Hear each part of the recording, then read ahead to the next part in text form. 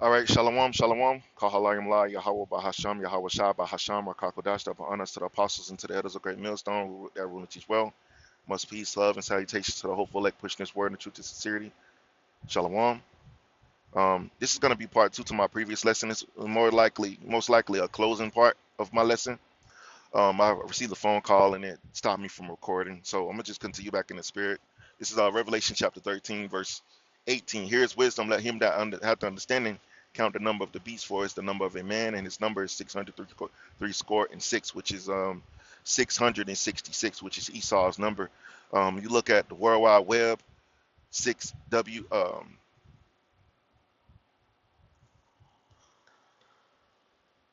If you look up the Hebrew alphabet, the sixth letter of the alphabet is the W or the Y, which is if you look at www, the World Wide Web, you know, according to some studies, the numerology for the W is six.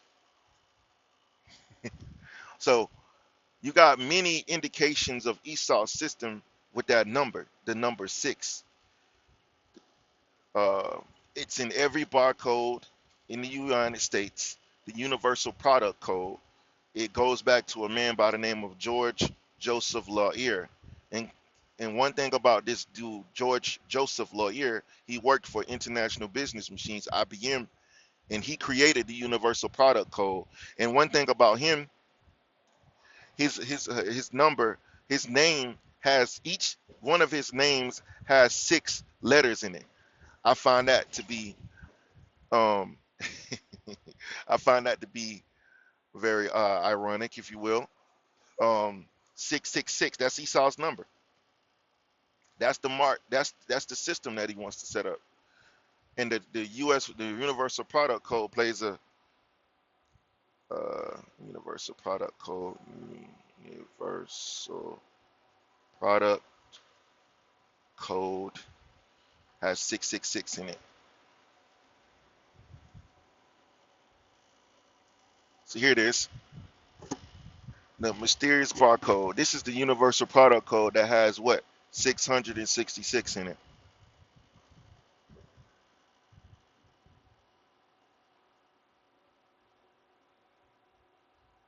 Here's the guy, the developer of the internet, the Universal Product Code.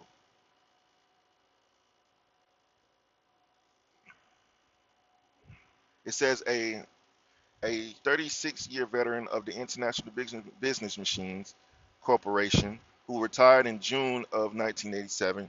George Lair is the holder of 25 patents. He is also the author of 20 published technical disclosure. During his career, IBM recognized and rewarded him for many technical innovations he received. Blah, blah, blah, blah, blah. Thought that would give me some more information. But this is the guy that's responsible for creating the universal product code that is on everything that it goes throughout Babylon on a daily basis.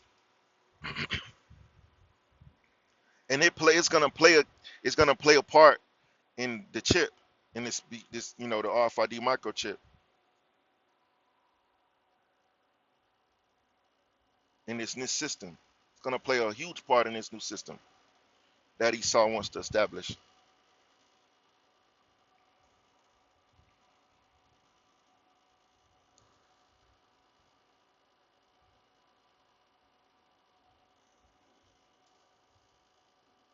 See, this is what it's all about, man. It's all about putting that chip inside of you.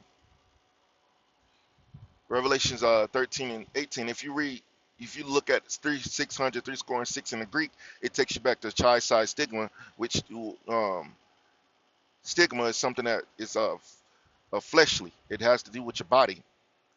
So that just proves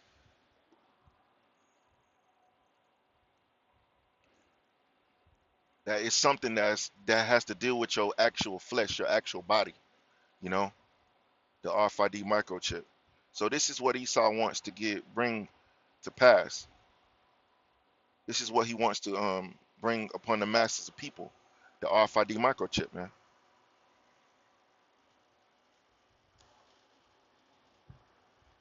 So this digital ID is nothing but the prelude to what he wants to do, which is put a chip in everybody. And the Lord has commanded us not to take the chip.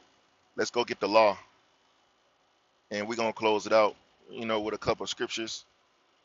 Actually, you know what? Since I'm already in Revelation, I'm gonna go ahead and get this. Revelations 14:9. And the third angel followed them, saying with a loud voice, if any man worship the beast or of his image, and receive his mark in his right hand or in his forehead, I'm sorry, receive his mark in his forehead or in his hand, the same shall drink of the wine of the wrath of the Most High, which is poured out without mixture into the cup of his indignation. And he shall be tormented with fire and brimstone in the presence of the holy angels and in the presence of the Lamb. So this is why the apostle Tahar always say the chip has to be made mandatory first, because those that take the chip are going to be destroyed in a nuclear destruction. We know World War III is coming. World War III is on the brink. But guess what? The chip has to be made mandatory first. So those that take the chip are going to be destroyed by the nuclear destruction that is going to come as a result of World War III. So that's why the apostles always said that. And it's, I, you know, it resonated with me why he said that when I read this scripture right here, because it makes perfect sense. Some things just don't come off. You don't understand right there and right then and there, but